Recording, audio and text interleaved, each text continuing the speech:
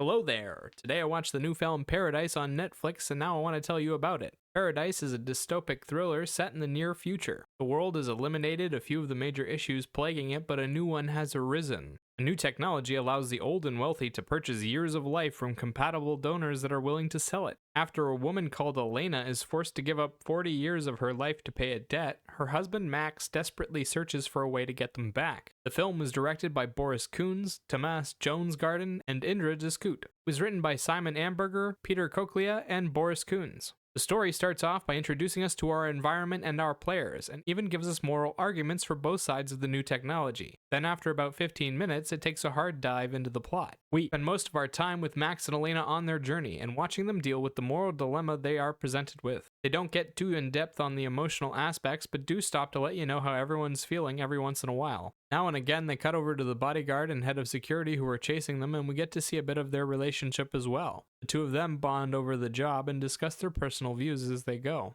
The film does a good job of explaining the story and setting everything up. It does rush through the process a little bit, but the film is only 2 hours long and they had a lot to get through. The story is exciting the entire time with lots of different events happening, twists coming out from left and right, and even a surprise action sequence near the end. The one complaint I had was the lack of time they gave to character development moments. There were these wonderful little scenes where we see the characters talking, and rather than go into detail, they would always go for broad strokes, cut it short, and continue on with the story. It was like they were afraid you would lose interest, even though the story is bonkers. The tragic part is that some of my favorite scenes in the film were of the bodyguard and the head of security bonding. They were both so good at playing around with the nuances of the arguments, and Lorna Ishema and Numan Akar both played the emotions of their characters wonderfully. Lorna Ishema felt like a wise old soul in a young woman's body. The cast does a fine job of their roles, with most of them playing one-note characters. The villains are all New Age evil, all smiles and platitudes while stabbing you in the back. The protagonists are conflicted average people. The terrorists are freedom fighters with no chill, and the people around them are hapless victims. The only actors who get to show any real nuances are Corinna Kirchhoff,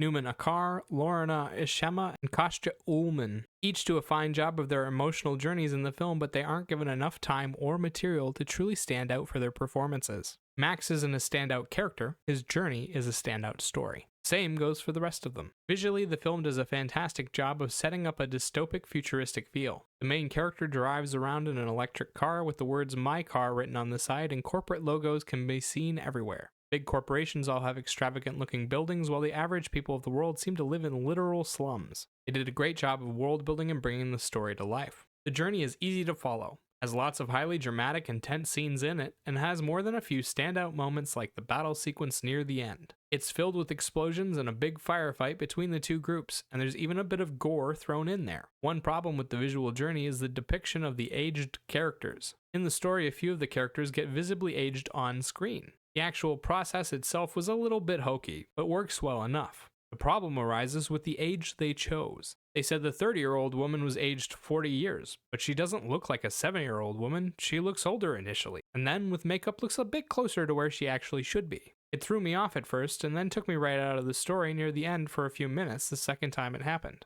They needed to choose their numbers better and make the makeup match better. Sound-wise, the film employs both original tracks and scored background instrumentals to fill out its scenes. The music does a great job of following the emotions of the story and amplifying them without interfering. It's never too loud, never competes with the dialogue, and at times it takes center stage. Like near the end when the protagonists finally arrive at their destination. There's a sorrowful sounding song with eerie lyrics playing. Perfectly fits the mood, and the lyrics almost feel like they're describing what's going on. That combined with what's actually happening in that scene makes a cinematic moment out of a turning point in two of the characters' lives. The music gives the film a cyberpunk vibe with lots of electronic repetitive beats. The instrumental songs can be a bit generic at times, but they have a huge impact and fit well with the scenery. Overall, it was a good film with a lot of great social commentary that really gets your brain working in overdrive. The film builds a fantastic environment through the music and sets, keeps you on your toes with constant twists, and it even has a complex ending for you to chew on. It didn't get everything right in the visual journey, and the actors didn't get a lot of chances to shine, but if you like thrillers, this one is great. For a rating, I'd give it a 7 out of 10, and remember, these are just my thoughts. Let me know what you think in the comment section down below. Bye-bye!